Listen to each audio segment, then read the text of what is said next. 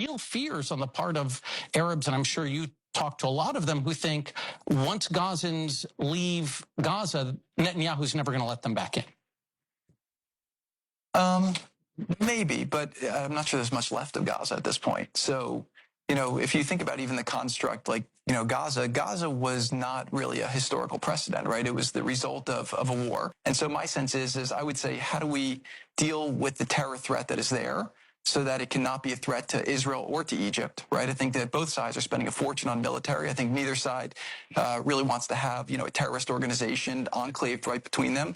And Gaza's waterfront property, it could be very valuable. But I think from Israel's perspective, I would do my best to move the people out and then clean it up. He said it out loud. Yep. He said it out loud. They call it reconstruction. But the blueprints were drawn in Miami.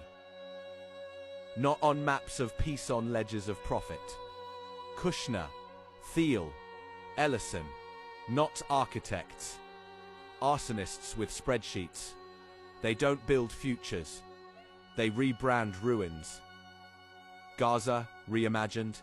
Gaza's future, a tax-free startup zone. Server farms on scorched earth. AI hubs where homes once stood. Fiber optic cables laid over shattered lives.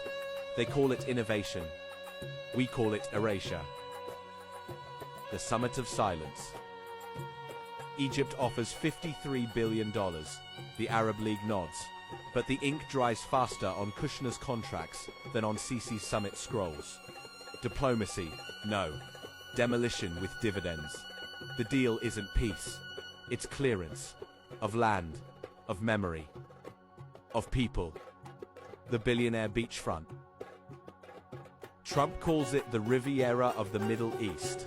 A beachfront for billionaires. A ledger entry for affinity partners. The plan? Clear Gaza. Relocate the people. Rezone the pain. Build towers on trauma. Call it normalization.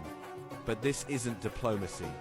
It's disaster capitalism in designer suits. Havanistan.